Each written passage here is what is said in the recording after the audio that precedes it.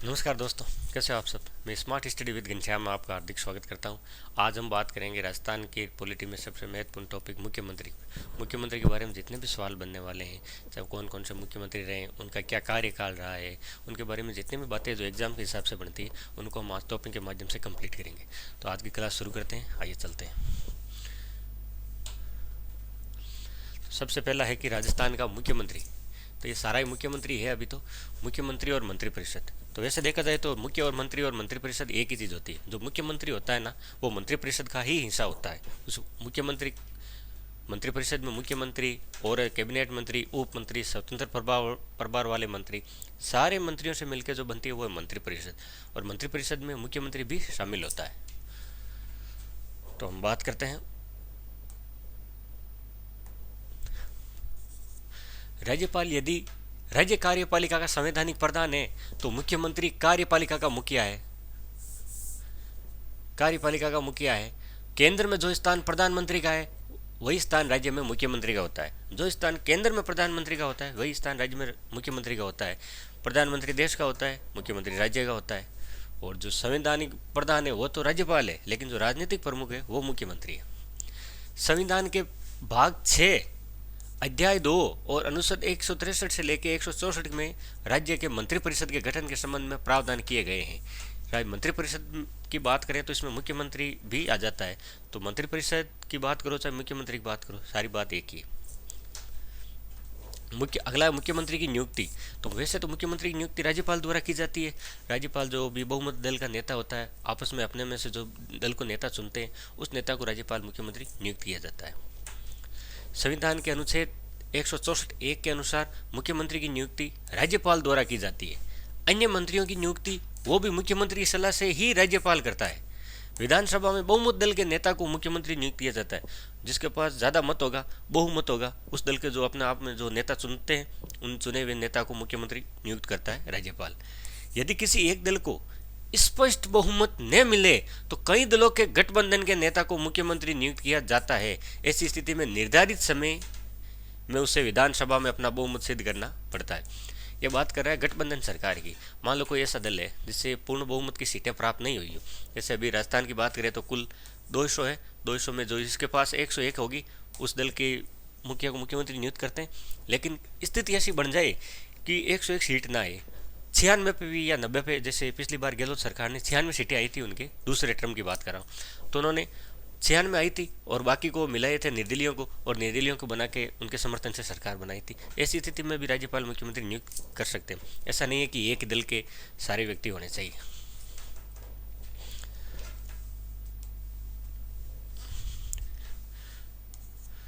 मुख्यमंत्री को राज्य विधायिका में निम्न सदन का सदस्य होना चाहिए।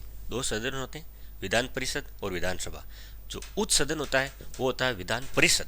हमेशा ध्यान रखना, उच्च सदन विधान परिषद, निम्न सदन विधानसभा। जैसे संसद में होता है लोकसभा और राज्यसभा। लोकसभा निम्न सदन होता है और उच्च सदन होता है वो राज्यसभा। लेकिन जो लोकप्रिय सदन होता है वो लोकसभा। और इनमें बात करें तो इनमें भी जो लोकप्रिय सदन है वो है विधानसभा। लोकप्रिय कैसे हुआ कि जो लोक में प्रिय होगा उसी व्यक्ति को हम चुन के विधानसभा में भेजते हैं। इसके हिसाब से इसको लोकप्रिय सदन कहते हैं। और विधान परिषद के सदस्यों को लोकप्रिय सदन क्यों नहीं कहते? विधान परिषद के जो सदस्य हैं उनको हम नहीं चुनते, वो जनता द्वारा प्रत्यक्ष निर्वाचन नहीं होता, उनको चुने हुए व्यक्ति चुनते हैं। हम आगे बात करेंगे विधानसभा की कार्रवाई के संबंध में। तो मुख्यमंत्री को राज्य विधायिका का उच्च सदन का सदस्य होना चाहिए। जिन राज्यों में द्विसदनीय मतलब विधान परिषद और विधानसभा, ऐसे कई राज्य हैं जैसे महाराष्ट्र, उत्तर प्रदेश, मध्य प्रदेश, उनमें व्यवस्थापिका है, वहां उच्च सदन के सदस्य को भी मुख्यमंत्री मनोनीत किया जा सकता है। कोई व्यक्ति दोनों सदनों का सदस्य नहीं है तो भी वह मुख्यमंत्री बन सकता है। कई बार ऐसा होता है कि जो विधान परिषद और विधानसभा दोनों सदनों का सदस्य नहीं होता, फिर भी वो मुख्यमंत्री बनता है। जैसे कई उदाहरण हम आगे बात करेंगे, जैसे अशोक गहलोत है, शेखावत साहब है। ये ऐसे नेता थे जो किसी भी सदस्य नहीं थे, न विधानसभा के थे न विधान परिषद के, फिर भी मुख्यमंत्री बने। बस शर्तें 6 महीने के अंदर अंदर विधान परिषद या विधानसभा दोनों में से एक की सदस्य बनना होगा, तो भी वह मुख्यमंत्री बन सकता है। लेकिन 6 महीने के भीतर भीतर उसे विधायक निर्वाचित हो जाना चाहिए, चाहे विधानसभा से हो चाहे विधान परिषद से हो, 6 महीने के भीतर भीतर उसे निर्वाचित हो जाना चाहिए। अगला है पद मुक्ति। पद मुक्ति संविधान के अनुच्छेद 164(1) के अनुसार मुख्यमंत्री राज्यपाल के प्रसाद पर्यंत अपने पद पर बने रहते हैं। वैसे तो प्रसाद पर्यंत क्या है, इसका मतलब यही हुआ कि जब तक वो विश्वास प्राप्त है सदन में बहुमत दल के नेता को, तब तो मुख्यमंत्री रहता है। जब अविश्वास पे हो जाता है, अविश्वास प्रस्ताव विपक्ष पे साबित कर देती है, तो मुख्यमंत्री हटा देता है। तो ये राज्यपाल पे निर्भर करता है, लेकिन राज्यपाल अपने मर्जी से नहीं हटाता, उसके लिए अविश्वास प्रस्ताव पास होना जरूरी है। यथार्थ में मुख्यमंत्री सदन में बहुमत होने तक अपने पद पर बने रहते हैं, सही बात है। जब सत्तारूढ़ दल सदन में बहुमत खो देता है तो उनके विरुद्ध अविश्वास प्रस्ताव पारित हो जाता है, तो मुख्यमंत्री और मंत्रिपरिषद के सदस्यों को अपने पद से त्याग पत्र देना पड़ता है। एक मुख्यमंत्री त्याग पत्र देता है, उसके साथ साथ पूरी मंत्रिपरिषद भंग हो जाती है। सारी मंत्रिपरिषद, सारे मंत्री, उप मंत्री, कैबिनेट मंत्री, जितने भी मंत्री होते हैं, उनका साथ ही मुख्यमंत्री के साथ ही त्याग पत्र अपने आप लग जाता है। तो मंत्रिपरिषद का मुखिया कौन हुआ? मुख्यमंत्री। मुख्यमंत्री कब तक मुख्यमंत्री है? जब तक उसे विश्वास प्राप्त है विधानसभा में या विधानमंडल में। अगर उनको विश्वास प्राप्त नहीं है और वो विपक्ष के द्वारा अविश्वास प्रस्ताव लाया जाता है कि भाई 101 सदस्य इनके पास नहीं है, आपसी खींचतान या मनमुटाव की वजह से सरकार विश्वास में नहीं है, और सरकार अगर साबित नहीं करती उनके पास 101 सदस्य नहीं है, तो सरकार गिर जाती है और उसके साथ साथ मंत्री और मंत्रिपरिषद और मुख्यमंत्री सारी इस्तीफा देना पड़ता है, जिससे बोलते हैं, आम भाषा में कहते हैं, सरकार गिर गई। अगला है वैधानिक प्रावधान। अनुच्छेद 163 राज्यपालों को सहायता और सलाह देने के लिए मंत्रिपरिषद होती है। राज्यपाल का पद वो एक मूक पद है। इसके पद के बारे में सरोजनी नायडू ने कहा था कि राज्यपाल का पद सोने के पिंजरे में बंद चिड़िया के समान है। चिड़िया है, पिंजरा सोने का है, लेकिन उसके ऊपर काट दिए गए हैं। उत्तर प्रदेश की पहली महिला राज्यपाल थी सरोजनी नायडू। उसने कहा था कि राज्यपाल सोने के पिंजरे में बंद चिड़िया के समान है। पहली राज्यपाल और पहली महिला राज्यपाल भी यही थी, सरोजनी नायडू। कहाँ पे थी? यूपी की पहली थी।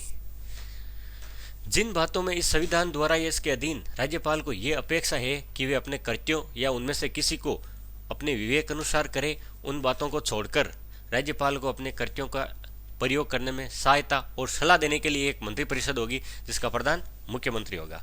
अभी बात कर रहे थे, मंत्रिपरिषद का प्रधान कौन होता है? मुख्यमंत्री। राज्यपाल किसकी सलाह से काम करता है? मुख्यमंत्री की सलाह से या मंत्रिपरिषद की सलाह से। मंत्रिपरिषद जो सुझाव देती है वो उसको राज्यपाल को मानना होता है।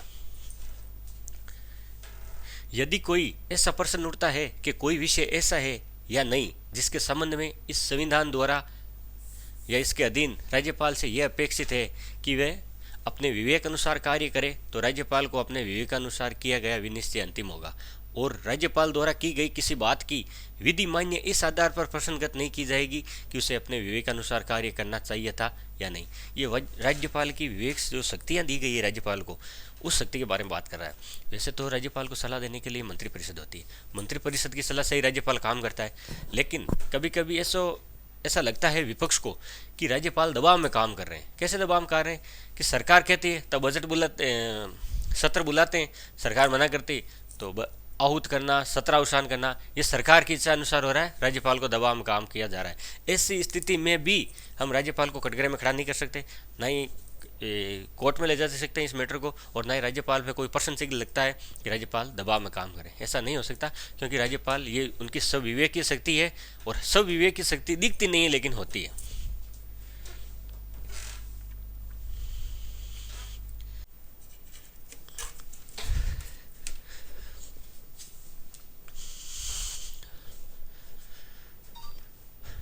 अगला है अनुच्छेद 164। ये मंत्रियों के बारे में अन्य उपबंध की बात करता है।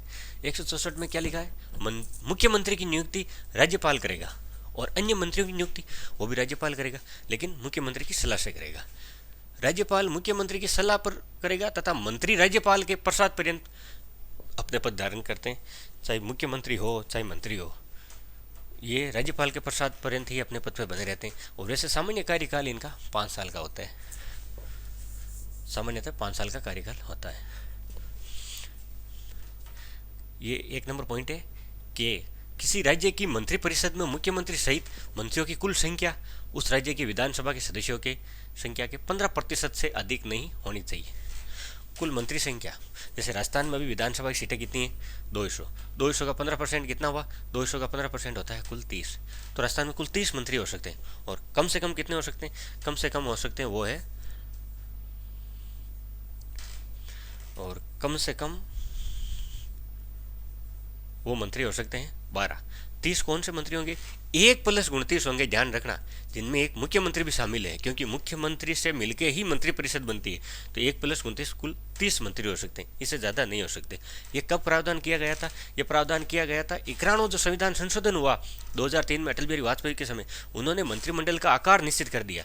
होता क्या था कि आपसे खींचतान होती थी राजनीति में, तो राजनीति में आपसे खींचतान की वजह से लगभग सारे एक एक डिपार्टमेंट के 2-2 मंत्री बना दिए जाते थे। इसलिए आकार निश्चित किया गया कि इससे ज़्यादा आप मंत्री नहीं बना सकते। हम कई बार देखते हैं कि राजनीतिक नियुक्तियाँ होती है, वो राजनीतिक नियुक्तियाँ किस लिए होती है? 30 से ज़्यादा मंत्री बना नहीं सकते, बाकियों को खुश रखना जरूरी होता है। ये राजनीतिक संतुष्टि के लिए उनको राजनीतिक नियुक्तियाँ दी जाती है। राज्य विधानमंडल का कोई सदस्य दल बदल के आधार पर अयोग्य घोषित किया जाता है तो वह मंत्री नहीं बन सकता।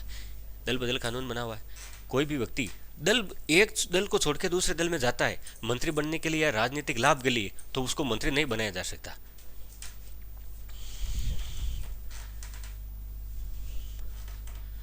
मंत्रिपरिषद राज्य की विधानसभा के प्रति सामूहिक रूप से उत्तरदायी होती है। ये ध्यान रखना, मंत्रिपरिषद विधानसभा के प्रति उत्तरदायी होती है सामूहिक रूप से। एक मंत्री का इस्तीफा देते ही सारी मंत्रिपरिषद भंग हो जाती है। किसी मंत्री द्वारा अपना पद ग्रहण करने से पहले राज्यपाल को तीसरी अनुसूची में इस प्रयोजन के लिए दिए गए प्रारूपों को उसके पद की और गोपनीयता की शपथ दिलाएगा। संविधान में कुल अनुसूचियां हैं 12, उनमें से जो तीसरी अनुसूची है उसमें पदाधिकारी है, जैसे मुख्यमंत्री, मंत्री, राज्यपाल, ये प्रधानमंत्री, इनकी शपथ का प्रावधान है। और दूसरी अनुसूची में क्या है? उनके वेतन भत्ते। तो इस तीसरी अनुसूची में पद और गोपनीयता की शपथ दिलाता है राज्यपाल मंत्रियों को। कोई मंत्री जो निरंतर 6 माह की अधिक अवधि तक राज्य के विधानमंडल का सदस्य नहीं है, उस अवधि की समाप्ति पर वह मंत्री नहीं रहेगा। कोई व्यक्ति जैसे मंत्री बना दिया जाता है, अभी राजस्थान में हुआ था, वो गंगानगर से आने वाले व्यक्ति को एक मंत्री बनाया था, चुनाव भी नहीं हुआ था वहाँ पे, ना विधानसभा के सदस्य थे ना विधान परिषद के, फिर भी सरकार ने मंत्री बनाया। अगर वो 6 महीने के अंदर अंदर सदस्य बन जाते थे तो मंत्री रह जाते, अगर नहीं बनते हैं तो अपने आप ही हट जाते हैं। इसके लिए 6 महीने के अंदर अंदर दोनों सदनों में से किसी एक सदन की सदस्य बनना जरूरी रहता है। मंत्रियों के वेतन और भत्ते ऐसे होंगे जो उस राज्य का विधानमंडल विधि द्वारा समय समय पर अवधारित करे, और जब तक उस राज्य का विधानमंडल इस प्रकार अवधारित नहीं करता है तब तक ऐसे होंगे जो दूसरी अनुसूची में निर्दिष्ट है। ये इनकी सैलरी की बात करें, इनके जो वेतन भत्ते हैं वो दूसरी अनुसूची में बात की हुई, और तीसरी में शपथ का उल्लेख है। इनके वेतन भत्ते जो राज्य के विधानमंडल तय करती है वही होते हैं। क्या क्या सुविधा मिलेगी, रहने के लिए बंगला, गाड़ी, मोबाइल, मेडिकल सुविधाएं जितनी भी मिलती है वो राज्य के विधानमंडल तय करती है, और लोकसभा के सदस्यों की उनके लिए संसद तय करती है। अनुच्छेद 166 के तहत राज्य के राज्यपाल द्वारा कार्रवाई का संचालन होता है। राज्य का वास्तविक मुखिया तो मुख्यमंत्री होता है, लेकिन संवैधानिक मुखिया है वो राज्यपाल होता है। तो जो भी काम होते हैं वो राज्यपाल के नाम से होते हैं। राज्य के समस्त कार्य राज्यपाल के नाम से किए जाते हैं। कार्रवाई की सुगमता एवं मंत्रियों को कार्य आवंटन के लिए नियम बना सकता है। अनुच्छेद 167 यह क्या कहता है? मुख्यमंत्री का कर्तव्य। क्या है मुख्यमंत्री का कर्तव्य? राज्य प्रशासन वे विधानसभा संबंधी मंत्रिपरिषद के निर्णय से राज्यपाल को सूचित करे, ये मुख्यमंत्री का कर्तव्य है।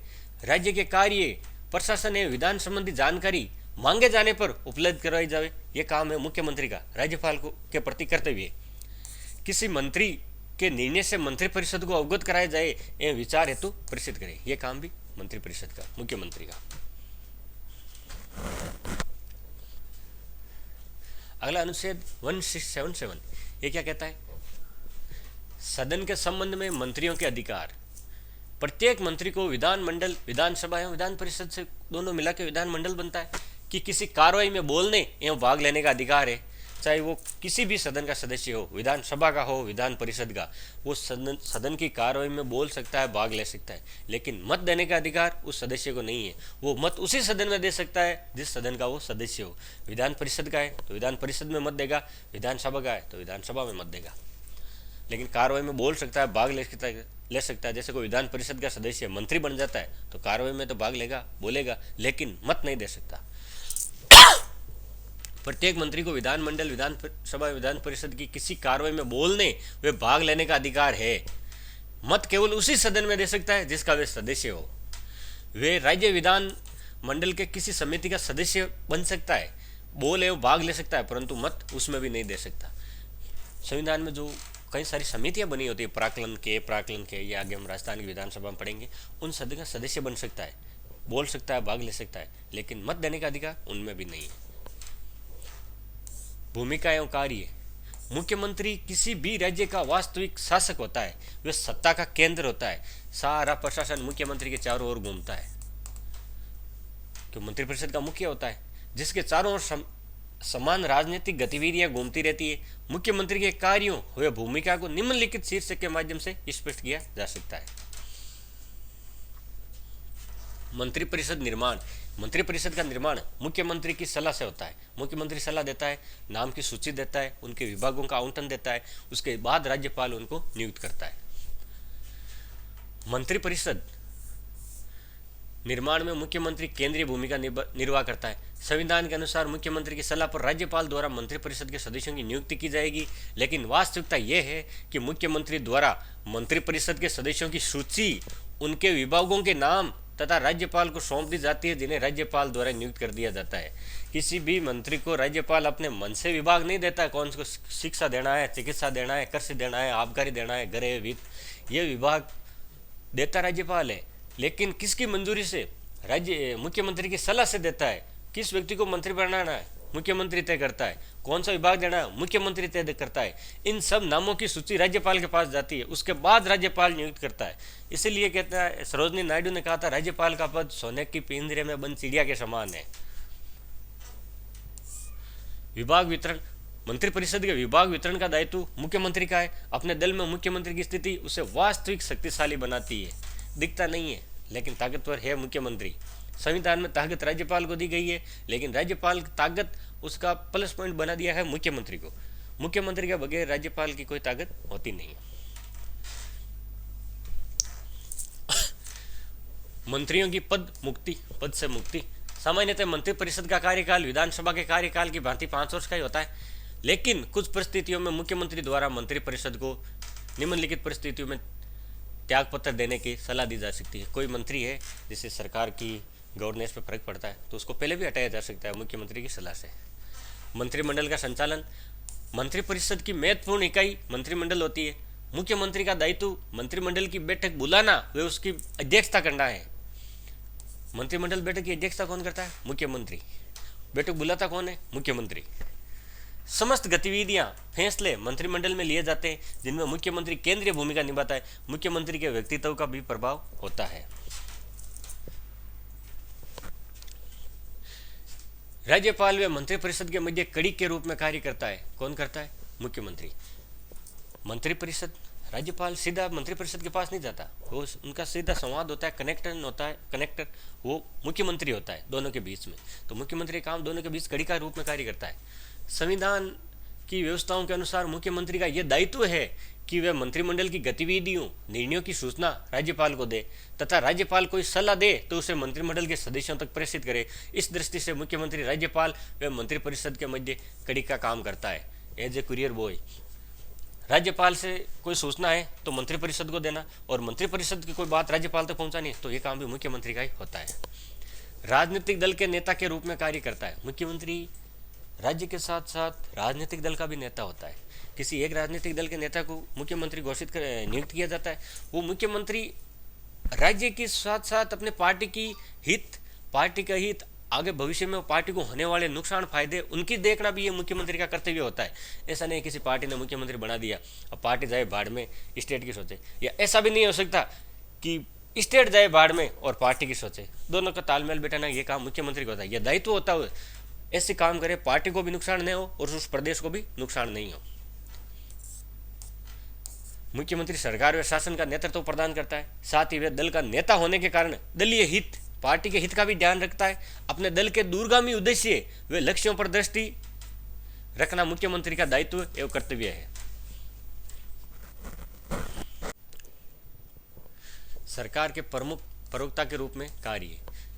मुख्यमंत्री होता है वो सरकार का प्रमुख प्रवक्ता होता है। सरकार की कमियां खामियां जो भी है वो गिनाने का काम, ये काम मुख्यमंत्री का होता है। सीधा जवाबदार आदमी कौन होता है? मुख्यमंत्री। वो मुख्यमंत्री ये नहीं कह सकता कि उस मंत्री की गलती है, इसमें मैं क्या करूं, क्योंकि सारी की सारी मंत्रिपरिषद विधानसभा के प्रति जवाबदेही होती है। जब उनका मंत्रिपरिषद का मुखिया कौन है? मुख्यमंत्री। तो मंत्री काम मुख्यमंत्री के अंडर में करना चाहिए। ऐसा नहीं कि मुख्यमंत्री अपनी गलती किसी मंत्री पे थोप सकता है, ये काम मुख्यमंत्री का नहीं है। अगर ऐसा करता है तो ये शोभा नहीं देता। मुख्यमंत्री सरकार का प्रमुख प्रवक्ता होता है। सरकारी नीतियों की घोषणा तथा निर्णयों के संबंध में स्पष्टीकरण मुख्यमंत्री द्वारा ही दिया जाता है। कैसी नीतियां होगी उनकी घोषणा मुख्यमंत्री द्वारा ही की जाती है। मंत्रिपरिषद के किसी वक्तव्य से यदि भ्रम या विवाद की स्थिति उत्पन्न हो जाती है तो मुख्यमंत्री द्वारा दिया गया स्पष्टीकरण ही अधिकृत माना जाता है। हमने देखते हैं कई बार मंत्री ऐसे होते हैं जो अनर्गल बातें कर देते हैं, अनर्गल बयान दे देते हैं, लेकिन उनकी जो बयान देने के बाद ये इसका मतलब ये नहीं कि वो जो बात कर रहे हैं वही सारी सरकार कह रही है। नहीं, एक किसी जैसे चिकित्सा मंत्री के कहने से सारी सरकार दोषी नहीं होती। अगर मुख्यमंत्री कहता है ये बात तो सारी सरकार दोषी हो जाती है। इसलिए उसी बात को माना जाएगा जो मुख्यमंत्री ने स्पष्टीकरण दिया है। विधायिका संबंधी कार्य, मुख्यमंत्री कार्यपालिका का प्रमुख है, लेकिन विधायिका में उसकी भूमिका महत्वपूर्ण होती है। सभी सरकारी विधेयक मुख्यमंत्री की सहमति या सलाह से ही विधायिका में रखे जाते हैं। ऐसा नहीं है कि कोई मंत्री है, कानून मंत्री है और वो डायरेक्ट कानून रख दे, विधेयक रख दे, मुख्यमंत्री की सलाह से होगा। रखने का काम मंत्री करेगा, लेकिन होगी मुख्यमंत्री की सलाह, पहले सहमति से। वित्त मंत्री द्वारा बजट, वित्त मंत्री है, वैसे तो राजस्थान में तो वित्त मंत्री ज़्यादातर वित्त विभाग है वो हमेशा मुख्यमंत्री के पास रहा है, लेकिन कई बार जैसे प्रथम बजट पेश हुआ था, नाथुराम मिर्जा ने किया था, उस समय वित्त मंत्री थे नाथुराम मिर्जा, मुख्यमंत्री वो नहीं थे। कई बार वित्त विभाग है मुख्यमंत्री ना रख के किसी अलग मंत्री को देता है, तो वो बजट पेश करता है। पेश कौन करता है? मंत्री। किसकी सहमति से करता है? वो मुख्यमंत्री की सहमति करता है। जैसे अभी दिया कुमारी ने बजट पेश किया था, वो पेश तो दिया कुमारी ने किया था, लेकिन किसकी सहमति पहले थी? वो मुख्यमंत्री की सहमति पहले थी। जैसे ज्यादातर देखते हैं या योजना विभाग, कार्मिक विभाग, गृह विभाग, वित्त विभाग जैसे जो महत्वपूर्ण विभाग है वो मुख्यमंत्री अपने पास में ही रखता है। सभी सरकारी विधेयक मुख्यमंत्री की सलाह और सहमति से पेश किए जाते हैं। वित्त मंत्री द्वारा बजट विधायिका में प्रस्तुत किया जाता है, पर मुख्यमंत्री पूरी प्रक्रिया से जुड़ा रहता है। कई बार मुख्यमंत्री द्वारा वित्त जैसा महत्वपूर्ण विभाग अपने पास ही रख लिया जाता है। राज्यपाल द्वारा जारी अध्यादेश मुख्यमंत्री तथा मंत्रिमंडल द्वारा ही स्वीकृत किए जाते हैं। राज्यपाल जो भी अध्यादेश निकालते हैं वो मुख्यमंत्री एवं मंत्रिमंडल द्वारा ही पहले स्वीकृति मिलने के बाद राज्यपाल जारी करता है। विधानसभा की कार्यसूची विधानसभा अध्यक्ष द्वारा मुख्यमंत्री की सलाह पर ही निश्चित की जाती है। शासन के मुखिया के रूप में, शासन का मुखिया कौन होता है? मुख्यमंत्री। मुख्यमंत्री का प्रशासन के साथ संपर्क सामान्यतः मंत्रिपरिषद के सदस्यों के माध्यम से होता है। डायरेक्ट मुख्यमंत्री किसी को नहीं जानता, उसके लिए बीच में कड़ी होती है जिसे मंत्रिपरिषद कहते हैं। अलग अलग विभागों का जिनमें बंटवारा कर दिया होता है। चिकित्सा विभाग के लिए अलग होगा, शिक्षा के लिए अलग होगा, वित्त विभाग के लिए अलग होगा, पंचायती राज विभाग के लिए अलग होगा। ये सारे मुख्यमंत्री की मदद करने के लिए मंत्रिपरिषद होती है, कार्यों में सहायता के लिए। मुख्यमंत्री के महत्वपूर्ण शासकीय विभाग अपने अधीन रखते हैं। सामान्यतः प्रशासन, प्रशासनिक सुधार, योजना व कार्मिक विभाग मुख्यमंत्री अपने पास ही रखता है। ये वो विभाग है जो मुख्यमंत्री अपने पास रखता है। ऐसा कई राज्यों में देखा गया है, ये जरूरी नहीं है लेकिन रखता है। मुख्यमंत्री का विभिन्न विभागों में समन्वय संतुलन रखना आवश्यक है। उसकी सरकार द्वारा बनाई गई नीतियों का उचित क्रियान्वयन हो पाएगा, जिस पर उसकी सफलता निर्भर करती है। गुड गवर्नेंस होगी, सरकार की अच्छाइयाँ होगी तो वापस उनके रिपीट होने के चांस ज़्यादा रहते हैं। नीति निर्माण व क्रियान्वयन में लोक सेवकों की महत्वपूर्ण भूमिका होती है, क्योंकि आवश्यक सूचनाएं व आंकड़े वे ही प्रदान करते हैं तथा नीति निर्माण के पश्चात उनका क्रियान्वयन करते हैं। लोक सेवक में जिनमें कर्मचारी भी आते हैं और नेता भी आते हैं। लोक सेवक वो जो लोगों के बीच में रहकर काम करते हैं, उनकी भूमिका महत्वपूर्ण इसलिए होती है क्योंकि जो सूचनाएं और आंकड़े वही प्रदान करते हैं। इसलिए जो मुख्य नीति निर्माण यानी कानून निर्माण और उनके कानून निर्माण को लागू करना, उसके लिए मुख्यमंत्री अकेला नहीं कर सकता। उसकी सहायता के लिए लोक सेवक होते हैं। जो उन लोक सेवकों को आदेश मिलता है वो लोक सेवकों की भूमिका इसलिए महत्वपूर्ण हो जाती है क्योंकि आवश्यक सूचनाएं और आंकड़े वही प्रदान करते हैं तथा नीति निर्माण के पश्चात उनका क्रियान्वयन करते हैं। मुख्यमंत्री समय समय पर प्रशासनिक अधिकारियों से बैठकों के माध्यम से संपर्क स्थापित करता है। वे प्रशासनिक गतिविधियों तथा विभिन्न कार्यक्रम क्रियान्वयन की जानकारी लेते हैं, साथ ही उन्हें परामर्श व निर्देश प्रदान करते हैं। उनकी कमियां खामियां देखते हैं मुख्यमंत्री प्रशासनिक अधिकारियों के माध्यम से, कौन से विभाग में क्या चल रहा है, क्या कमी है, क्या बजट की ज़रूरत है, क्या कर्मचारियों की ज़रूरत है, ये सारी कमी मुख्यमंत्री देखता है और उनको पूरी करता है।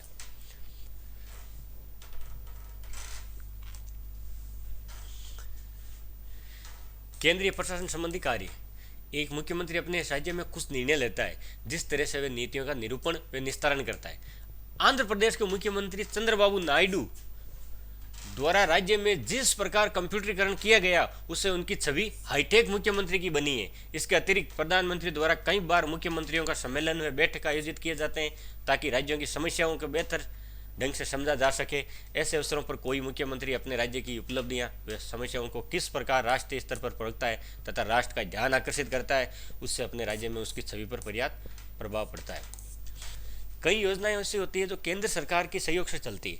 उनके लिए केंद्र सरकार को अपनी ओर राज्य का ध्यान आकर्षण करवाना होता है। ये ध्यान आकर्षण करवाने का काम किसका होता है? मुख्यमंत्री का होता है। जैसे अभी पिछली सरकार के समय देखा होगा, ERCP का प्रोजेक्ट चल रहा था। राज्य सरकार ने केंद्र सरकार के पास निवेदन भेजा कि ERCP को राष्ट्रीय परियोजना घोषित करे। यह काम किसका होता है? ये राज्य का मुख्यमंत्री का होता है। इसीलिए जो राज्य की परिषद की बैठक होती है, उनमें राज्य के मुख्यमंत्री भी सदस्य होता है। ये चंद्रबाबू नायडू का उदाहरण इसलिए दिया गया है कि जो कंप्यूटरीकरण किया गया आंध्र प्रदेश में, उसका जो मेन सूत्रधार था वो चंद्रबाबू नायडू था। जैसे आधुनिक सुधारों के राजस्थान में जनक कहा जाता है वो मोहनलाल सुखाड़िया को। और ये अशोक गहलोत सरकार की बात करें तो इन्होंने जो चिकित्सा विभाग में जो किया है, जैसे चिरंजीवी योजना, ये फ्री जांच योजना, फ्री दवा योजना, इनके लिए इनको याद किया जाता है। वैसे चंद्रबाबू नायडू को कंप्यूटर हाईटेक के लिए याद किया जाता है। कंप्यूटरीकरण में इन्हें अच्छा काम किया था। जनसंपर्क संबंधी कार्य। मुख्यमंत्री वस्तुतः जनता में विश्वास का प्रतीक होता है। अपनी समस्त आशाओं और आकांक्षाओं की पूर्ति के लिए राज्य की जनता मुख्यमंत्री की ओर बहुत उम्मीद भरी दृष्टि से देखती है। यही कारण है कि सरकार के अच्छे व बुरे दोनों प्रकार के कार्यों के लिए मुख्यमंत्री उत्तरदायी ठहराया जाता है। मुख्यमंत्री शासन का प्रतीक बन जाता है। जब कभी भी सरकार के सामने या जनता के सामने परेशानी आती है, तो उसका माई बाप किसे मानते हैं? सरकार को। सरकार में कौन है? मुख्यमंत्री। अच्छा, सरकार किसे माई बाप मानती है? वो भी जनता को। 5 साल तो हम रह लेंगे, लेकिन 5 साल के बाद वापस हमें रिपीट कराने के, या किसकी वजह से हम बैठे हैं? जनता की वजह से। इसलिए ये काम भी उनका ही है, मुख्यमंत्री की, कि जनता के बीच में जाए, संपर्क स्थापित करे, किसको क्या समस्या है उनको दूर करे। इसलिए मुख्यमंत्री शासन का प्रतीक बनता है। काम कोई करता है, नाम मुख्यमंत्री का ही होता है। इसके अलावा मुख्यमंत्री नीति आयोग का सदस्य होता है, केंद्र में होता है। ये राज्य आयोजना बोर्ड का अध्यक्ष होता है। राष्ट्र विकास परिषद का सदस्य होता है। मुख्यमंत्री क्षेत्रीय परिषदों का उपाध्यक्ष होता है। मुख्यमंत्री अंतर्राज्यीय परिषद का सदस्य होता है। ये विधानसभा के सदन का नेता होता है। ये जो सारे पद है ना, इनके लिए बनाया नहीं जाता है, ये पदेन अध्यक्ष होता है। पदेन अध्यक्ष में मतलब है जो पद मिलते के साथ ही अपने आप मिल जाते हैं। कौन सा पद मिलने के बाद? मुख्यमंत्री बनने के बाद ये सारे पद अपने आप मिल जाते हैं, कि जो मुख्यमंत्री होगा वो इन सभी का सदस्य होगा। नीति आयोग का सदस्य होगा, आयोजना बोर्ड का अध्यक्ष होगा, विकास परिषद का सदस्य होगा, क्षेत्रीय परिषद का उपाध्यक्ष होगा, अंतर्राज्यीय परिषद का सदस्य होगा। इसलिए इनको पदेन पद कहते हैं।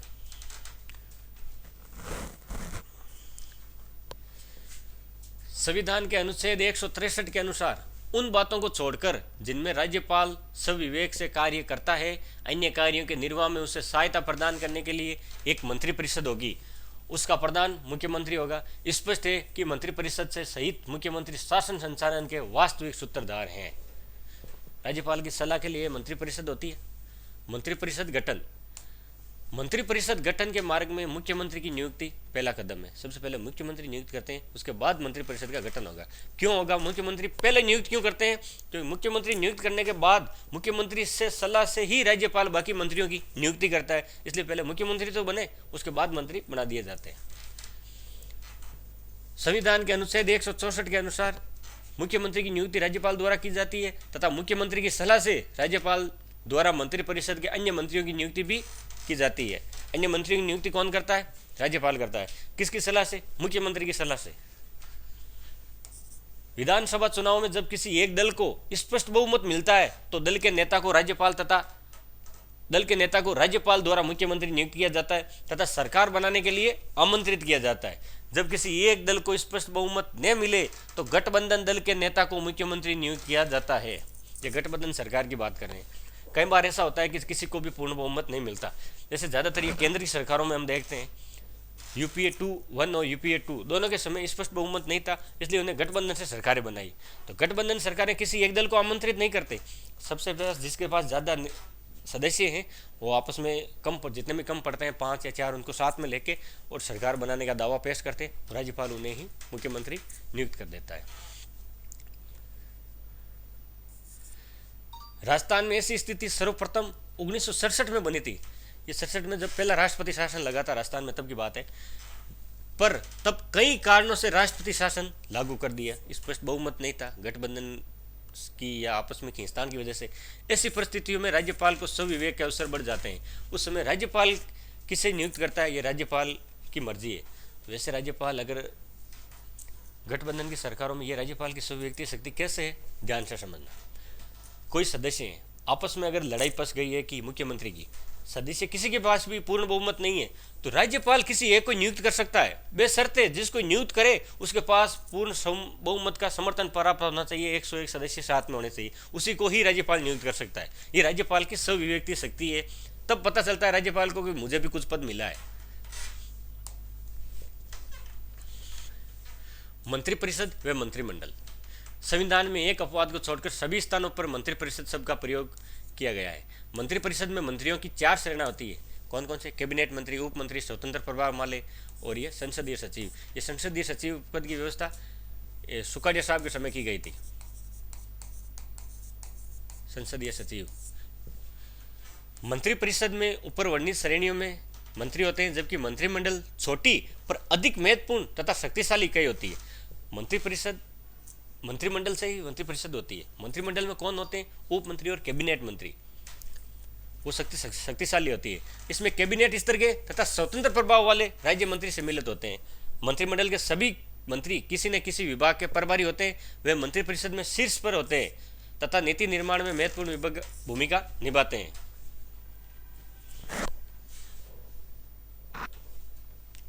जहां तक राज्य मंत्रियों की स्थिति है, उसमें से कुछ को तुलनात्मक रूप से कम महत्वपूर्ण विभाग का प्रभाव मिलता है, जबकि कुछ राज्य मंत्री कैबिनेट मंत्री के साथ सहयोग करते हैं। उप मंत्री कैबिनेट मंत्री के सहायक के रूप में कार्य करते हैं। मंत्री 2 होते हैं, कैबिनेट मंत्री और उप मंत्री। जो उप मंत्री होते हैं वो कैबिनेट मंत्री की सहायता के लिए बनते हैं। सामान्यतः भारत में चतुर्थ श्रेणी के मंत्री अर्थात संसदीय सचिव नहीं बनाए जाते। ब्रिटेन में इन मंत्रियों की नियुक्ति की परंपरा है, लेकिन भारत में नहीं है। राजस्थान में मोहनलाल सुखाड़िया सरकार द्वारा संसदीय सचिव की व्यवस्था की थी। संसदीय सचिव की नियुक्ति मुख्यमंत्री करता है एवं शपथ भी मुख्यमंत्री दिलाता है। ये ध्यान रखना, संसदीय सचिव मंत्री स्तर का होता है, लेकिन इसको नियुक्ति दिलाने का काम राज्यपाल का नहीं होता है, ये मुख्यमंत्री का होता है। शपथ ये भी मुख्यमंत्री ही दिलाता है, बाकी मंत्रियों को शपथ है वो राज्यपाल दिलाता है। अगला है आकार। मंत्रिपरिषद के आकार के संबंध में अभी बताया था, कुल मंत्री 15% से ज़्यादा नहीं हो सकते कुल सीटों का। राजस्थान में 200 सीटें हैं, तो 200 सीटें के 15% होता है 30 मंत्री। और कम से कम कितने मंत्री होंगे? 12। 30 मंत्रियों में कौन होगा? 30 मंत्रियों में मुख्यमंत्री भी शामिल होगा। 1 + 29 कुल मंत्री हो सकते हैं। ये 2003 में संशोधन किया गया था। मंत्रिपरिषद के आकार के संबंध में विभिन्न राज्यों के विभिन्न प्रवृत्तियां देखने को मिलती है।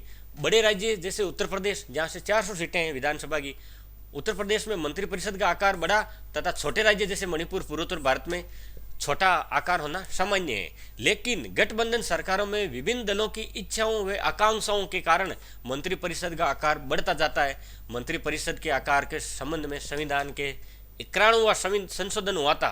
2003 को यह तय किया गया था विधानसभा के सदस्यों की संख्या 15% ही मंत्री बनाए जा सकते हैं। जैसे राजस्थान विधानसभा में सदस्यों की संख्या 200 है, तो अधिकतम 30 मंत्री बनाए जा सकते हैं। इस कानून की जरूरत क्यों पड़ी? गठबंधन सरकारें होती थी, सभी को मंत्री बनाया नहीं जा सकता, उनको सभी को मंत्री बनना होता था या फिर अपना समर्थन वापस लेने की धमकी भी देते थे, इसलिए उनको राजनीतिक नियुक्तियां चालू की गई। जैसे हम देखते हैं विभिन्न बोर्डों में राजनीतिक नियुक्तियां नेताओं के द्वारा ही उन्हें अध्यक्ष बनाया जाता है। इसलिए मंत्रिमंडल का आकार इसलिए निश्चित किया गया क्योंकि मंत्रियों की संख्या सदस्य जितनी हो जाती थी, इसलिए इनका आकार निश्चित किया गया।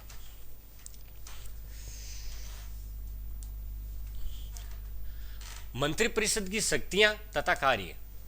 मंत्रिपरिषद का उत्तरदायित्व राज्यपाल को सलाह तथा उसके कार्य में सहयोग देना है। यह संविधान के अनुच्छेद 163 की व्यवस्था है।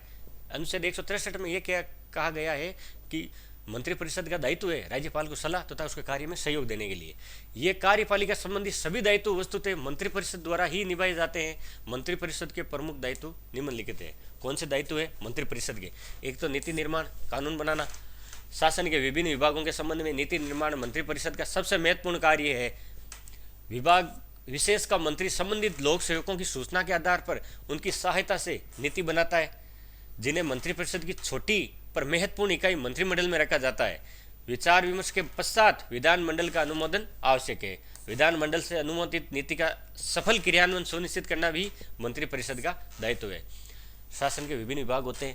नीति निर्माण मंत्रिपरिषद का सबसे महत्वपूर्ण कार्य है। विभाग विशेष का मंत्री, जैसे कोई चिकित्सा से संबंधित कोई नियम बनाता है तो उसके चिकित्सा विभाग का मंत्री लोक सेवकों की सूचना के आधार पर, जैसे कहता है भाई अभी चिकित्सा विभाग का कोई कर्मचारी कहते हैं कि मंत्री जी को कहते हैं कि साहब हमें इस चीज़ की आवश्यकता है, या फिर इस प्रकार का आप कानून बना दीजिए, इस प्रकार की आप गाइडलाइन बना दीजिए ताकि लोगों से हम अच्छी से अच्छी सेवा दे सकें।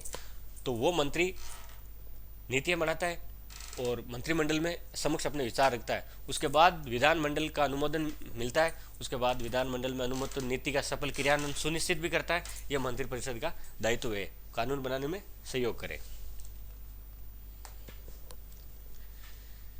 विधानमंडल में शासन का पक्ष रखना, सत्ता कैसी भी हो हम हमेशा सही है, कहने का मतलब यह है। मंत्रिपरिषद के सदस्य विधानमंडल की गतिविधियों में भाग लेते हैं, जो सदन में अपने विभाग से संबंधित प्रश्नों का उत्तर देते हैं तथा वाद विवाद में भी भाग लेते हैं। कभी कभी भी विवाद के दौरान आवश्यकता पड़ने पर मुख्यमंत्री भी संबंधित मंत्री के पक्ष को रखने में सहायता देते हैं। ये सरकार का पक्ष रखने की बात करते हैं। कानून निर्माण का कार्य विधायिका का है। मंत्रिपरिषद इससे महत्वपूर्ण भूमिका निभाता है। वित्त विधेयक राज्यपाल की पूर्वानुमति से ही वित्त मंत्री द्वारा विधानमंडल में रखा जाता है। ये विधेयक है, वित्त विधेयक है जो वित्त मंत्री द्वारा रखा जाता है। वित्त विधेयक ऐसा होता है जिसे पहले राज्यपाल की अनुमति पहले लेनी होती है, उसके बाद सदन में रखते हैं। समस्त सरकारी विधेयक मंत्रिपरिषद द्वारा विधानमंडल में रखे जाते हैं। विधानमंडल में सत्तारूढ़ दल जो सरकार में होते हैं, बहुमत होने के कारण ही वे विधेयक पारित हो जाते हैं, जिन्हें सत्तारूढ़ दल का समर्थन प्राप्त होता है। प्रदत्त विधेयक के कारण भी मंत्रिपरिषद की भूमिका महत्वपूर्ण है। विधानमंडल द्वारा कोई विधेयक व्यापक रूप में पारित कर दिया जाता है, उसका सूक्ष्म विस्तार मंत्रिपरिषद के द्वारा ही किया जाता है।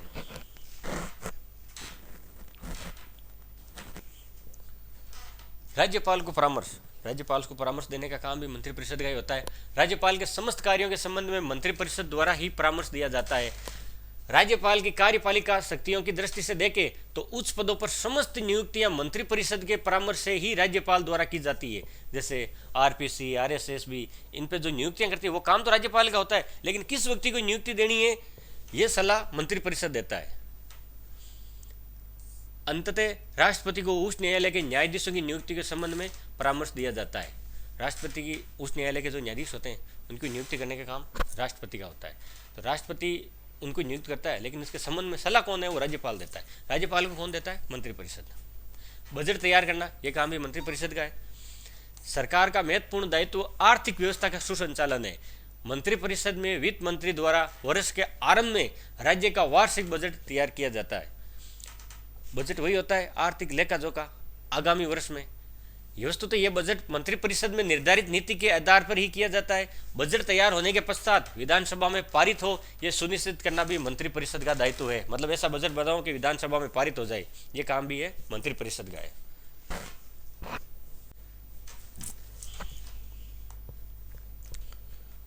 अगला है मंत्रिपरिषद मंत्रिमंडल की कार्य प्रणाली।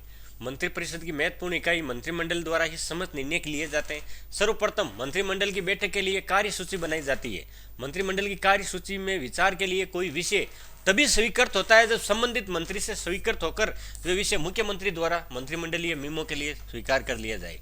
ये बात करता है जो कार्य सूची बनाई जाती है उनमें किन बातों को सबसे ऊपर रखना है, किन बातों को प्राथमिकता देनी है, ये संबंधित मंत्री उन मंत्रिमंडल को सूचना देता है। और मंत्रिमंडल के बाद जो मुख्यमंत्री स्वीकृति देता है तो वो मंत्रिमंडल के मेमो स्वीकार कर लिया जाता है। जो मुख्यमंत्री जो करता है वो अंतिम फैसला होता है। कहने का मतलब ये है इसमें मुख्यमंत्री की सहमति से मंत्रिमंडल की बैठक बुलाई जाती है।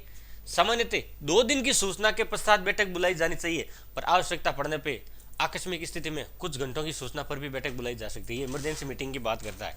वैसे सामान्य इनके जो शॉर्ट नोटिस में बुलाते हैं, लेकिन 2 दिन पूर्व मंत्रियों को सूचना होनी चाहिए, क्योंकि कुछ लोग बाहर भी चले जाते हैं, कुछ अपने क्षेत्र में जाते हैं, मीटिंग में उपस्थित नहीं होते हैं, तो उनके लिए तुरंत 2 दिन की सूचना दी जाती है। लेकिन कुछ मामले ऐसे होते हैं जिन पर तुरंत कार्रवाई करनी होती है, तुरंत निर्णय लेना होता है। कई बार देखते हैं, जैसे ए वेडनेसडे फिल्म देखी होगी, उनके लिए तुरंत मीटिंग बुलाई जाती है, तो शॉर्ट नोटिस में भी बुला सकते हैं।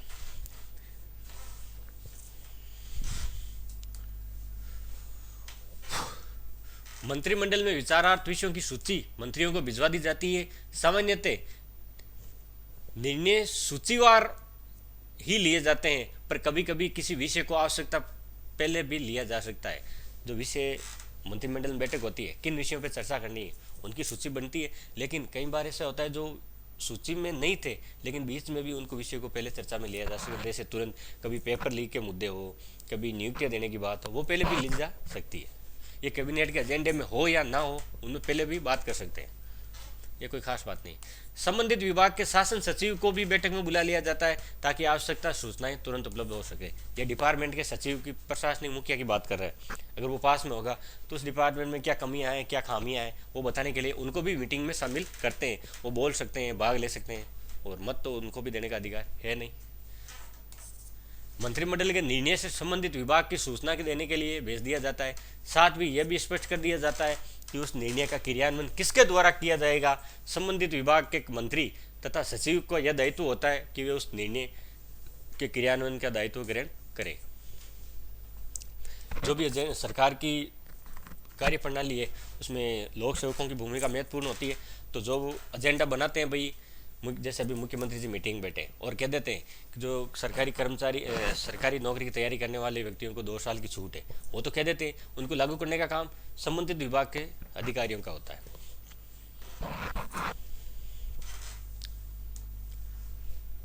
सामूहिक उत्तरदायित्व। मंत्रिपरिषद के सदस्य सामूहिक रूप से सिद्धांत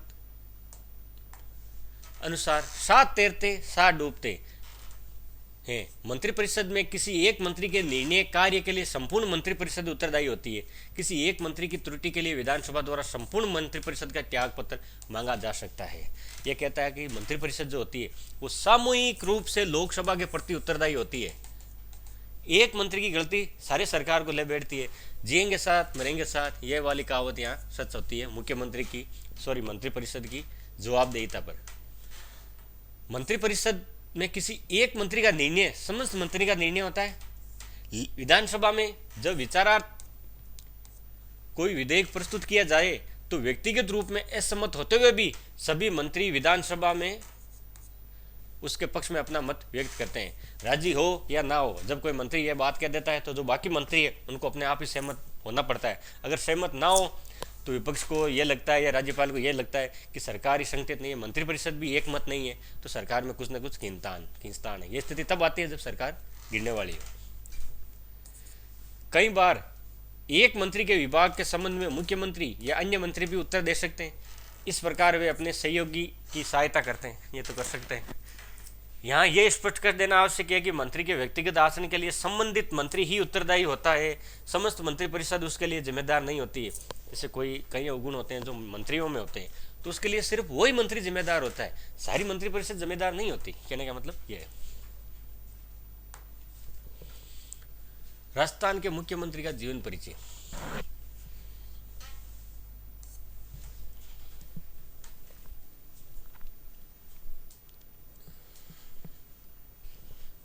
हीरालाल शास्त्री ये राजस्थान के प्रथम मुख्यमंत्री थे। इनका जन्म नवंबर 1899 को जोबनेर जयपुर में हुआ। इन्होंने अपनी पुत्री शांता के नाम पर अक्टूबर 1935 में शांता शिक्षा कुटीर की स्थापना की, जिसे वर्तमान में वनस्थली विद्यापीठ के नाम से जाना जाता है, जो टोंक के अंदर है। ये संविधान सभा के सदस्य थे। हीरालाल शास्त्री पहले मुख्यमंत्री थे, मनोनीत थे, निर्वाचित नहीं हुए। हीरालाल शास्त्री 1921 से 27 तक जयपुर रियासत में राज्य सेवा के गृह विदेश सचिव रहे। इनकी आत्मकथा प्रत्यक्ष जीवन शास्त्र व प्रलय प्रतीक्षा नमो नमे ये इनका लोकप्रिय गीत था। 1940 में जयपुर प्रजामंडल के अध्यक्ष बने। 42 में भारत छोड़ो आंदोलन के दौरान हीरालाल शास्त्री वे जयपुर के प्रधानमंत्री मिर्जा इस्माइल के मध्य जेंटलमैन एग्रीमेंट हुआ था। ये किसके बीच हुआ था? हीरालाल शास्त्री और मिर्जा इस्माइल जो जयपुर का प्रधानमंत्री था, इनके बीच हुआ था। प्रथम मनोनीत मुख्यमंत्री कौन है? हीरालाल शास्त्री। राजस्थान के प्रथम प्रधानमंत्री कैसे है कि जब तक संविधान लागू नहीं हुआ तब तक जो मुख्यमंत्री का पद था नहीं, तो राज्य में प्रधानमंत्री होता था। इसके हिसाब से देखें तो 26 जनवरी 1950 से पूर्व मुख्यमंत्री को प्रधानमंत्री के नाम से जाना जाता था। उस हिसाब से प्रधानमंत्री हुए, जबकि पहले प्रधानमंत्री तो नेहरू है, वो तो भारत के हैं, राज्य के प्रधानमंत्री होते नहीं है, पहले होते थे। हीरालाल शास्त्री के समय 30 मार्च 1949 को राजस्थान में संभागीय व्यवस्था की शुरुआत की गई। हीरालाल शास्त्री एक बार 100 मधुर लोकसभा सांसद भी रहे। 28 दिसंबर 1974 को वनस्थली दिल्ली में इनकी मृत्यु हो गई। यहीं पे इनके समाधि स्थल है। इनकी याद में भारत सरकार द्वारा 1976 में डाक टिकट जारी किया गया।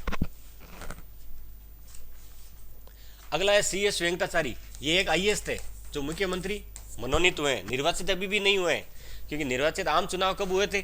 1952 में। 1952 से चुनाव से पहले जो भी मुख्यमंत्री बने वो मनोनीत थे, मतलब मन से बनाए हुए, निर्वाचित वो थे नहीं। क्योंकि कानून बना था 2 वर्ष 11 माह 18 दिन, संविधान में समय लगा था। 2 वर्ष 11 माह 18 दिन की अवधि में या कानून पूर्ण होने की अवधि में जो भी जितने भी पदाधिकारी बने थे, चाहे वो मुख्यमंत्री हो, प्रधानमंत्री हो या फिर मंत्री हो, वो सारे के सारे मनोनीत थे, न कि निर्वाचित, चुने हुए नहीं थे। तो इनका जन्म मैसूर कर्नाटक में हुआ। ये केंद्र सरकार द्वारा दूसरे मनोनीत मुख्यमंत्री थे, पहले हीरालाल शास्त्री थे। ये सिविल सर्वेंट IAS अधिकारी थे जो अपने पद पर रहते हुए मुख्यमंत्री बने। CS वेंकटाचारी रियासती काल में बीकानेर में जोधपुर के प्रधानमंत्री भी रहे, कनाडा के राजदूत भी रहे हैं, ये संविधान सभा के सदस्य रहे। 1953 तक भारत सरकार में सचिव पद पर भी रहे हैं। इनको बना तो दिया मुख्यमंत्री, लेकिन फिर जो कहते हैं राजनीति में चापलूसियाँ बहुत होती है। इनको हिंदी नहीं आती थी। हिंदी ना आने की वजह से पंडित नेहरू तक शिकायत गई कि आपने हमें ऐसा मंत्री दिया है या मुख्यमंत्री दिया है जिसे हिंदी नहीं आती, वो हमारी समस्याओं का कैसे समझेगा। इसके लिए इनको भी हटा दिया गया। और अगला मुख्यमंत्री बनता है जयनारायण व्यास। ये भी तीसरा मुख्यमंत्री है जब तक चुनाव नहीं होते हैं। जयनारायण व्यास जी के बारे में कहा जाता है ये ऐसे मुख्यमंत्री थे जो मनोनीत भी है, अभी मनोनीत है, लेकिन बाद में निर्वाचित भी हुए थे। कैसे हुए थे वो देखते हैं। ये जोधपुर में इनकी कर्मस्थली रही है। इनके उपनाम थे लकड़ का कक्कड़, धुन का दड़ी, शेरे राजस्थान, 10 नंबरी, जैसलमेरिया व्यास। इनके समाचार पत्र थे पीप जो अंग्रेजी में था, अखंड भारत बंबई से प्रकाशित होता था, आगी बाण ब्याऊर से होता था, तरुण राजस्थान ब्याऊर से होता था। ये तरुण राजस्थान ब्याऊर से होता था ना, इसका प्रकाशन तो कहते थे जयनारायण जी व्यास और इसके संपादक थे विजय सिंह पथिक। ये वही विजय सिंह पथिक है जिन्हें राजस्थान में किसान आंदोलन का जनक कहा जाता है। जयनारायण व्यास का संबंध मारवाड़ सेवा संघ, मारवाड़ हितकारिणी सभा व मारवाड़ यूथ लीग संस्थाओं से है। 1950 में जोधपुर रियासत की लोकप्रिय सरकार के प्रधानमंत्री बने। जोधपुर रियासत में बनते थे प्रधानमंत्री, देश के प्रधानमंत्री नहीं है। राजस्थान के एकमात्र मुख्यमंत्री जो मनोनीत भी हुए और निर्वाचित भी हुए। 1956 में राजस्थान प्रदेश कांग्रेस के अध्यक्ष भी रहे थे। ये राजस्थान से राज्यसभा के सांसद भी रहे हैं। 1952 में प्रथम विधानसभा चुनाव में 2 सीट से ये खड़े हुए थे। एक व्यक्ति 2 चुनाव लड़ सकता है, तो एक तो था जोधपुर शहर से और दूसरा था जालोर बीज से इनके सामने था माधो सिंह और जोधपुर से था हनुवंत सिंह, लेकिन ये दोनों जगह से चुनाव हार गए थे। विधानसभा चुनाव 2 सीटों जोधपुर शहर ए और जोधपुर बी जालोर ए से चुनाव लड़ा। जोधपुर में महाराजा इनके सामने थे हनुवंत सिंह और जालोर के ठिकानेदार थे माधो सिंह, दोनों से चुनाव हार गए थे। प्रथम विधानसभा में 17 सीटों पर उपचुनाव हुए। किस लिए हुए उपचुनाव?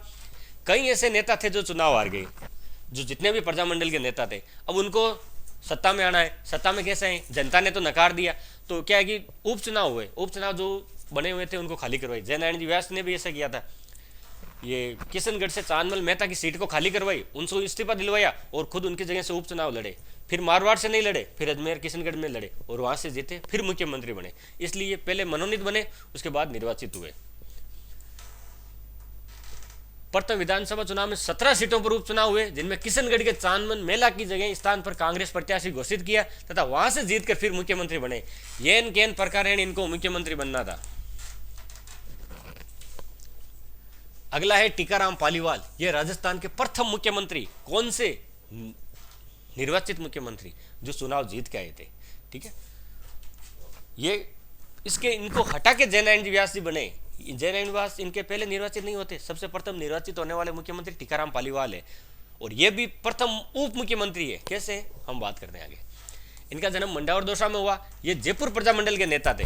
राजस्थान में प्रथम विधानसभा चुनाव के पश्चात प्रथम निर्वाचित मुख्यमंत्री टीकाराम पालीवाल। जयनारायण व्यास के किशनगढ़ सीट से उपचुनाव जीतने के बाद इन्हें उप मुख्यमंत्री बनाया जाए। कुछ न कुछ पद तो देना पड़ता है। जब ये मुख्यमंत्री थे तो जयनारायण व्यास जी उपचुनाव जीत के आ गए। ये तब तक मुख्यमंत्री थे जब तक जयनारायण व्यास जी उपचुनाव जीत के नहीं आए। वो जीत के आ गए तो मुख्यमंत्री कौन बन गए? जयनारायण व्यास। फिर इनको मुख्यमंत्री थे, मुख्यमंत्री से हटाकर इनको क्या बनाया गया? उप मुख्यमंत्री। तो राजस्थान का पहला उप मुख्यमंत्री कौन है? टीकाराम पालीवाल। राजस्थान का पहला निर्वाचित मुख्यमंत्री कौन है? वो भी टीकाराम पालीवाल ही है। 1968 में उन्होंने स्वतंत्र पार्टी से विधानसभा क्षेत्र चौमू से उपचुनाव लड़ा, लेकिन ये हार गए। ये राजस्थान के राजस्व मंत्री भी रहे हैं। राजस्थान में भूमि सुधार के जनक माने जाते हैं। एकमात्र व्यक्ति जो राजस्थान के मुख्यमंत्री व उप मुख्यमंत्री दोनों पद पर रहे। यह पहला व्यक्ति जो मुख्यमंत्री भी था और उप मुख्यमंत्री भी था, जयनारायण व्यास जी की वजह से। ये राजस्थान के प्रथम निर्वाचित मुख्यमंत्री तथा प्रथम उप मुख्यमंत्री बने। इन्होंने यूथ लीग संस्था भी बनाई। ये लोकसभा और राज्यसभा के दोनों के सांसद भी रह चुके हैं। अगला है मोहनलाल सुखाड़िया। इन्हें आधुनिक सुधारों का जनक कहा जाता है। इनका जन्म 1916 में झालरापाटन झालावाड़ में हुआ। इनकी कर्मस्थली उदयपुर रही। कांग्रेस पार्टी द्वारा जयनारायण व्यास को मुख्यमंत्री पद से हटाकर राजस्थान के सबसे युवा विधायक मोहनलाल सुखाड़िया को राजस्थान का मुख्यमंत्री बनाया गया। मुख्यमंत्री बने तब तक इनकी आयु क्या थी? 35 वर्ष। और रिटायर हुए राज्यपाल बने तब 55 वर्ष या 55 वर्ष की उम्र में मुख्यमंत्री बनने का नंबर आता है, लेकिन तब तक ये रिटायर हो चुके थे। इन्हें आधुनिक राजस्थान का निर्माता भी कहा जाता है। इंदुबाला के साथ अंतरजातीय विवाह होने के कारण इनकी शादी के विरोध में नाथद्वारा के बाजार बंद कर दिए गए थे। ये पूछा भी जा सकता है, ऐसा कौन सा मुख्यमंत्री था जिसने शादी के विरोध में नाथद्वारा के बाजार बंद कर दिए गए? तो मोहनलाल सुखाड़िया की शादी के समय पूछा भी जा चुका है। ऐसा कौन सा मुख्यमंत्री था जिसे गोलीकांड की वजह से इस्तीफा देना पड़ा? तो वो था शिवचरण माथुर। डी गोलीकांड हुआ था मान सिंह का, उनके समय उनको इस्तीफा देना पड़ा था। ये राजस्थान के 4 बार मुख्यमंत्री रहे। 17 साल तक मुख्यमंत्री रहे हैं। सबसे ज्यादा बार तक अब तक का कार्यकाल इनके नाम ही है। मोहनलाल सुखाड़िया द्वारा राजस्थान में संभागीय व्यवस्था की शुरुआत नहीं होती। इन्होंने संभागीय व्यवस्था को बंद किया था 1962 में, और वापस शुरू कब किया था? 1987 में। शुरू किसने किया? हरिदेव जोशी ने। इनकी समय पंचायती राज व्यवस्था की शुरुआत हुई थी। वो हुई थी ना 2 अक्टूबर 1959 को नागौर में, बगदरी गांव में, नागौर के 2 अक्टूबर के दिन पंचायती राज व्यवस्था की शुरुआत हुई। उस समय राजस्थान के मुख्यमंत्री कौन थे? मोहनलाल सुखाड़िया। इंदिरा गांधी नहर परियोजना का उद्घाटन किया गया, उस समय राजस्थान के मुख्यमंत्री कौन थे? मोहनलाल सुखाड़िया। इसलिए इन्हें आधुनिक राजस्थान का निर्माता कहा जाता है। और संभागीय व्यवस्था को बंद किया था मोहनलाल सुखाड़िया ने 1962 में। अगला है बरकतुल्ला खान, एकमात्र अल्पसंख्यक मुख्यमंत्री जिनका कार्यकाल के दौरान निधन हुआ था। बाकी ने तो किसी ने कार्यकाल पूरा ही नहीं किया। उसके बाद बाकी बने थे, उन्होंने कार्यकाल पूरा किया। जैसे शेखावत साहब है, गहलोत साहब है, उन्होंने कार्यकाल पूरा किया। लेकिन एकमात्र मुख्यमंत्री जिनके कार्यकाल के दौरान ही मृत्यु हो गई थी। राजस्थान के प्रथम मुस्लिम अल्पसंख्यक मुख्यमंत्री, इनका विधानसभा क्षेत्र तिजारा अलवर था। इन्हें प्यारे मियाँ के नाम से भी जाना जाता है। इनका विवाह उषा मेहता से हुआ। ये 1951 में जोधपुर नगर परिषद के अध्यक्ष, वे 1960 में सुखाड़िया सरकार में उप मंत्री भी थे। यह भारत पाक युद्ध के समय मुख्यमंत्री थे बरकतुल्ला खान। 1971 में जो हुआ था, राजस्थान के प्रथम मुख्यमंत्री जिनकी पद पर रहते हुए मृत्यु हो गई। इनके नाम से जोधपुर में स्टेडियम बना हुआ है ना, बरकतुल्ला खान, वो इनके नाम पे ही है। अगला है हरिदेव जोशी। हरिदेव जोशी ऐसे मुख्यमंत्री थे जिन्होंने 10 बार चुनाव लड़ा और आजीवन तक विधायक रहे, कभी चुनाव हारे नहीं। और ये इनका एक हाथ कटा हुआ, इसलिए इनको दिव्यांग मुख्यमंत्री भी कहा जाता है। इनकी एक बात और खास है, इन्होंने एक बार भी 3 बार मुख्यमंत्री बने, लेकिन एक बार भी अपना कार्यकाल पूरा नहीं किया। हरिदेव जोशी 1952 से मृत्यु पर्यंत तक लगातार 10 बार विधायक बने, लेकिन कभी भी सांसद नहीं रहे। ये पूछ सकता है निम्न में से कौन मुख्यमंत्री में से कौन सांसद नहीं रहा, तो वो रहे हरिदेव जोशी, जो कभी सांसद नहीं बने।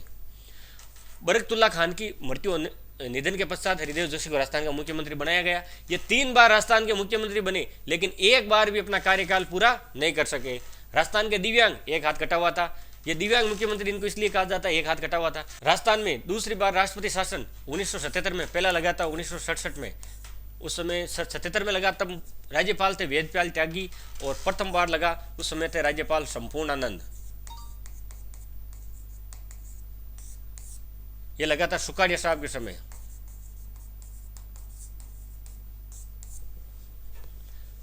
वेदपाल त्यागी की सिफारिश पर राष्ट्रपति बीडी जत्ती द्वारा लगाया गया, ये इनके कार्यकाल में लगा था। 1987 में पुणे संभागीय व्यवस्था की शुरुआत की गई। बंद किसने की? मोहनलाल सुकाड़िया ने। कब बंद की? 1962 में सुकाड़िया साहब ने बंद की। वापस शुरू किसने की? हरिदेव जोशी ने। कब की? 1987 में संभागीय व्यवस्था को। 1987 में सीकर में रूप कंवर दिवराला सती कांड हुआ, जिसे रोकने हेतु संसद एवं राजस्थान विधानसभा द्वारा सती प्रथा निरोधी कानून बनाया गया था। दिवराला में हुआ, रूप कंवर सती हुई, उसे रोकने के लिए कानून किसने बनाया था? हरिदेव जोशी के समय ही बना था। ये राजस्थान की अंतिम सती है, इसके बाद कोई सती नहीं हुई थी, क्योंकि कानून बन गया था और सती प्रथा गैर कानूनी घोषित कर दिया गया। अंतिम सती थी रूप कंवर। सती प्रथा कानून इनके समय बना था। 1990-92 के दौरान हरिदेव जोशी राजस्थान के नेता प्रतिपक्ष भी रहे। हरिदेव जोशी असम, मेघालय, पश्चिम बंगाल के राज्यपाल भी रहे हैं। एक बार तो ऐसा हो गया हरिदेव जोशी के, इनको राज्यपाल बनाने के बाद वापस मुख्यमंत्री बनाया गया था। ऐसा कौन सा व्यक्ति है जो राज्यपाल बनने के बाद वापस मुख्यमंत्री बना? तो वो था हरिदेव जोशी। ये राजीव गांधी के बीच मतभेद होने के कारण इनको मेघालय के राज्यपाल बना दिया गया, और राज्यपाल बनाने के बाद राजस्थान में उठापटक चल रही थी, तो वापस राजीव गांधी उस समय प्रधानमंत्री थे, कांग्रेस की सरकार थी, और राज्य में भी कांग्रेस की सरकार थी, तो वापस हरिदेव जोशी को मुख्यमंत्री बनने के लिए आमंत्रित किया राजीव गांधी ने। तो राज्यपाल बनने के बाद वापस आए और राजस्थान के वापस मुख्यमंत्री बने। अगला है भैरव सिंह शेखावत। इनका जन्म खाचरियावास में हुआ। लोग इन्हें बाबू शाह के नाम से जाने जाते थे। ये स्वतंत्रता से पूर्व सीकर रियासत में थानेदार के पद पर थे। खाचरियावास में सीकर में हुआ। लोग इन्हें प्यार से बाबू शाह कहते थे। ये स्वतंत्रता के पूर्व सीकर ठिकाने में थानेदार थे। ये राजस्थान के 3 बार मुख्यमंत्री बने, 77 से 80, 90 से 92, 93 से 98 तक। मुख्यमंत्री बनने से पूर्व राज्यसभा सांसद वे विधायक भी रहे। इनकी भी यही बात है, ये भी जब मुख्यमंत्री बने थे तब विधानसभा या विधान परिषद दोनों सदन में किसी के भी सदस्य नहीं थे। उसके उस समय वे एमपी से सांसद थे। इसके बाद उपचुनाव में छबड़ा सीट से इनके उपचुनाव जितवाया गया और उन्हें अपनी मुख्यमंत्री की सीट परमानेंट की। 6 महीने के भीतर दोनों के सदन की एक सदस्य बनना होता है। ये छबड़ा सीट से उपचुनाव जीत गए और विधायक बने। ये पहले मुख्यमंत्री है जो गैर कांग्रेसी मुख्यमंत्री थे। उसके बाद जो सारे बनते थे वो सारे कांग्रेस के थे। ये थे जो जनसंघ से आए थे। मुख्यमंत्री बनने से पूर्व राज्यसभा सांसद व विधायक रहे। 6ठी विधानसभा में जनता पार्टी के नेतृत्व में भैरव सिंह शेखावत मुख्यमंत्री बने। ये राजस्थान के प्रथम गैर कांग्रेसी मुख्यमंत्री थे, परंतु वे इस समय राजस्थान से विधायक न होकर मध्य प्रदेश से राज्यसभा के सांसद थे। शेखावत ने मध्य प्रदेश से राज्यसभा सांसद पद त्याग कर छबड़ा सीट से उपचुनाव जीतकर राजस्थान विधानसभा के सदस्य बने। राजस्थान के एकमात्र ऐसे मुख्यमंत्री जो बाद में उपराष्ट्रपति भी बने। राष्ट्रपति के चुनाव लड़ा था लेकिन प्रतिभा पाटिल के सामने हार गए थे। उपराष्ट्रपति बने कब बने? 2002 से लेकर 2007 तक। 6ठी विधानसभा में राजस्थान में तीसरा 1980 वे 9वीं विधानसभा में चौथा राष्ट्रपति शासन इनके समय लगा था। कुल 4 शासन लगे थे राष्ट्रपति शासन। पहला कब लगा? 1967 में, दूसरा 1977 में, तीसरा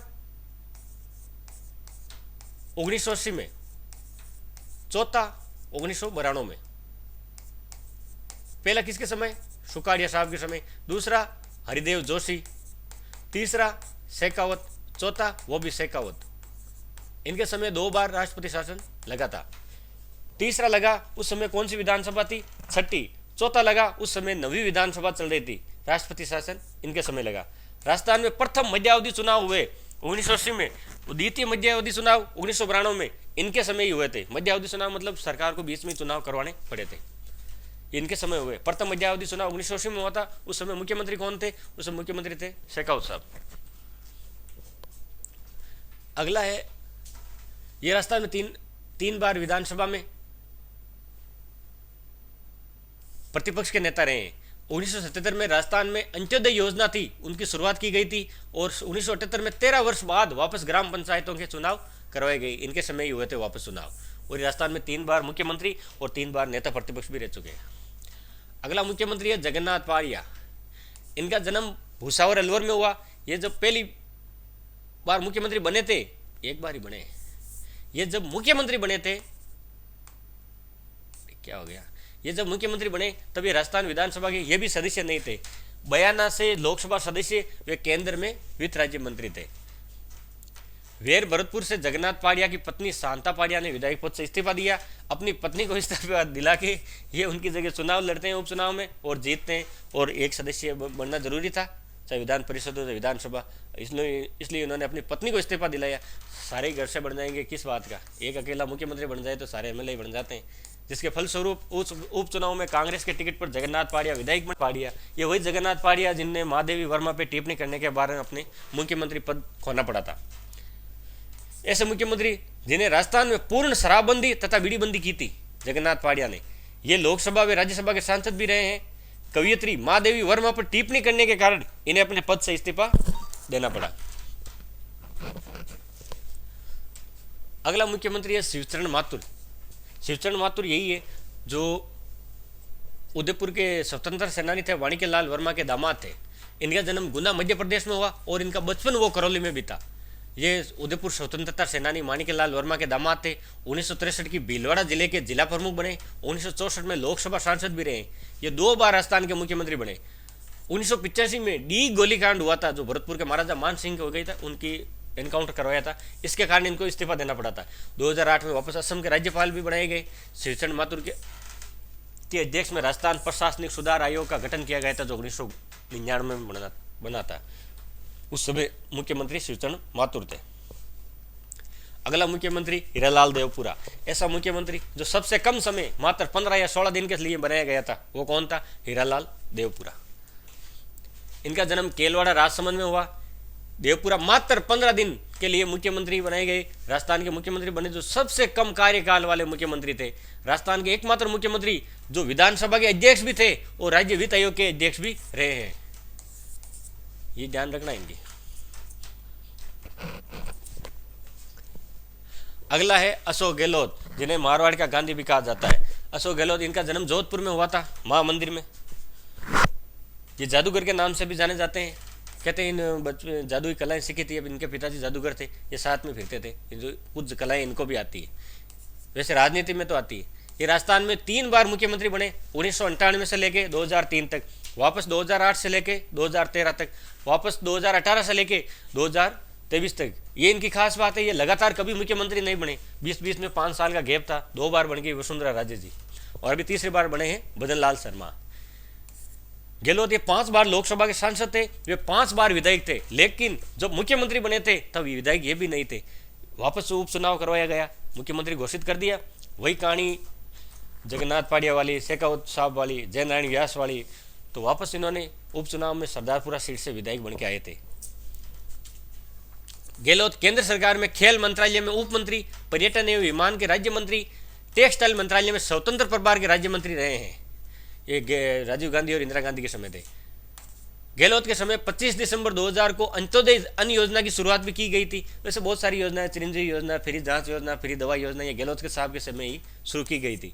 अशोक गहलोत ऐसे मुख्यमंत्री रहे हैं जिनके कार्यकाल में 2 उप मुख्यमंत्री रहे हैं। पहला बनवारी लाल बेरवा, दूसरा कमला बेनीवाल। और जो इनका तीसरा टर्म था ना, उस समय एक और मुख्यमंत्री था जिनका नाम था सचिन पायलट। वैसे ये रिकॉर्ड अब इनके नाम से टूट चुका है, ऐसे एकमात्र नहीं है।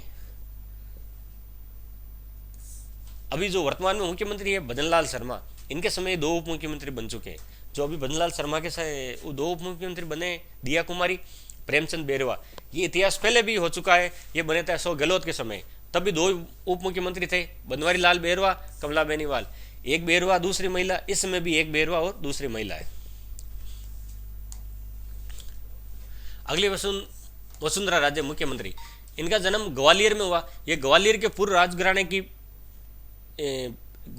राजघराने से संबंध रखती है। अंतर्राष्ट्रीय महिला दिवस के दिन इनका जन्म हुआ, 8 मार्च के दिन, इसलिए अपना जन्मदिन महिला दिवस के रूप में मनाती है। वसुंधरा राजे राजस्थान की प्रथम महिला मुख्यमंत्री है। ये तब मुख्यमंत्री थी, तब 3 महिलाएं हुई थी। कौन कौन सी महिलाएं हुई थी? एक तो मुख्यमंत्री वसुंधरा राजे, ये भी महिला थी। दूसरी विधानसभा अध्यक्ष, वो कौन थी? सुमित्रा सिंह, वो भी महिला। तीसरी राज्यपाल, वो भी महिला थी। कौन थी? प्रतिभा पाटिल। तीनों महिलाओं की तिकड़ी थी जो राज्य में प्रथम बार हुई थी। ये प्रथम राज्यपाल, ये प्रथम विधानसभा अध्यक्ष और ये प्रथम महिला मुख्यमंत्री। ये झालावाड़ से 5 बार विधायक तथा 5 बार लोकसभा सांसद, वे राज्य में 2 बार मुख्यमंत्री भी रही है। झालावाड़ के झालरापाटन से है इनका विधानसभा क्षेत्र। श्रीमती वसुंधरा राजे राजस्थान से सर्वाधिक बार लोकसभा सांसद बनने वाली महिला है। वैसे सर्वाधिक बार सांसद बनने वाली व्यक्ति कौन है? नाथूराम मिर्धा। और महिला कौन है? महिला है वसुंधरा राजे। वसुंधरा राजे केंद्र सरकार में राज्य विदेश मंत्री व राज्य लघु उद्योग मंत्री पद पर भी रही है। राज्य राजस्थान विधानसभा में विपक्ष की नेता भी रही है। शेखावत साहब भी रहे हैं। अगला मुख्यमंत्री है भजनलाल शर्मा।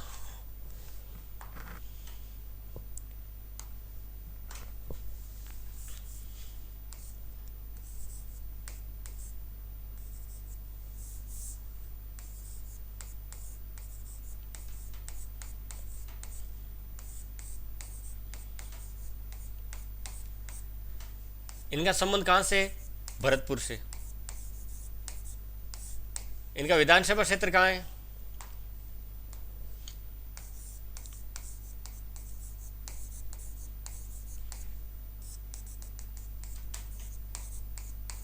तो विधानसभा क्षेत्र है इनका सांगानेर।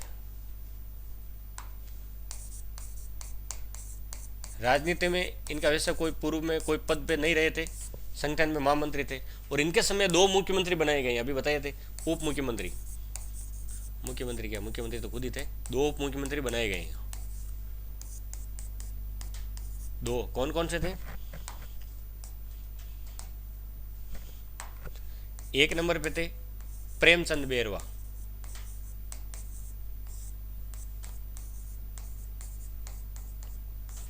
और 2 नंबर पे दिया कुमारी जी। ये पूर्व में राजसमंद के सांसद भी रही है और जयपुर राजघराने से इनका संबंध है। इनके समय 2 उप मुख्यमंत्री। इससे पहले भी 2 उप मुख्यमंत्री कब बने थे? अशोक गहलोत के समय। कौन थे? बनवारी लाल बेरवा और कमला बेनीवाल। कमला बेनीवाल राज्य की पहली महिला है जो मंत्री बनी थी। ये उप मुख्यमंत्री, ये गैर संवैधानिक पद है। गैर संवैधानिक पद कैसे? कि संविधान में कहीं पे भी उप मुख्यमंत्री पद का उल्लेख नहीं है। उप मुख्यमंत्री सरकार अपने हिसाब से बनाती है। जब संविधान में उल्लेख नहीं है तो उप मुख्यमंत्री के क्या कर्तव्य होंगे, क्या दायित्व होंगे, ये भी वर्णन नहीं है। ये अपने हिसाब से संतुष्टि के लिए उप मुख्यमंत्री बनाते हैं। ये एक गैर संवैधानिक पद है। इस पद का संविधान में कहीं भी उल्लेख नहीं है। नए उप मुख्यमंत्री पद से जुड़े हुए कर्तव्य निर्धारित किए गए हैं। कुछ संविधान में कुछ दिया ही नहीं है तो निर्धारित कौन करेगा? पहला उप मुख्यमंत्री कौन था? टीकाराम पालीवाल। उस समय मुख्यमंत्री कौन थे? जयनारायण व्यास। दूसरा मुख्यमंत्री उप मुख्यमंत्री कौन था? हरिशंकर बाबड़ा। मुख्यमंत्री कौन थे? शेखावत। तीसरा कौन था? बनवारी लाल बेरवा। सीएम थे गहलोत। चौथी कमला बेनीवाल, सीएम थे गहलोत। 5वीं सचिन पायलट, सीएम थे गहलोत। 6ठे और 7वें अभी बताया था दिया कुमारी और 7वें थे प्रेमचंद बेरवा। थे क्या है अभी भी पद पे। इनके समय मुख्यमंत्री कौन है? भजनलाल शर्मा। ये उप मुख्यमंत्री राजनीतिक संतुष्टि के लिए बनाया जाता है। ये एकमात्र उप मुख्यमंत्री हैं जिन्होंने अपना कार्यकाल पूर्ण किया था। इनका हाल ही में निधन हुआ है। बाकी 6 महीने 8 महीने से ज्यादा नहीं टिके। मुख्य तथ्य, 1 से अधिक बार राजस्थान के मुख्यमंत्री बनने वाले व्यक्ति कौन है जिन्होंने 1 बार से अधिक मुख्यमंत्री पद बने? कौन बने? पहले थे मोहनलाल सुखाड़िया, 4 बार बने 17 साल तक। हरिदेव जोशी 3 बार बने, 1 बार भी अपना कार्यकाल पूरा नहीं किया। शेखावत 3 बार, गहलोत 3 बार, शिवचरण माथुर 2 बार, इनको इस्तीफा देना पड़ा था। वसुंधरा राजे ये भी 2 बार। जयनारायण व्यास 2 बार। 2 बार ये से बने, 1 बार तो मनोनीत हुए थे और 1 बार निर्वाचित हुए थे। राजस्थान के 3 ऐसे मुख्यमंत्री जो विपक्ष या प्रतिपक्ष के नेता भी रहे, कौन रहे? शेखावत, 3 बार रहे, हरिदेव जोशी 1 बार रहे, वसुंधरा राजे 1 बार। ये तीनों ही नेता प्रतिपक्ष रहे हैं। ये सवाल आगे भी पूछा जा चुका है एसआई में। तो आज आपकी क्लास यहीं पे समाप्त होती है। मुख्यमंत्री से संबंधित एपिसोड आज का पूरा हुआ। तो अगली क्लास जैसे ही अपलोड होगी आपको सूचना दे दी जाएगी। अगर वीडियो अच्छा लगा हो तो लाइक शेयर सब्सक्राइब जरूर कीजिए। जय हिंद, जय भारत, जय जय राजस्थान। नमस्कार।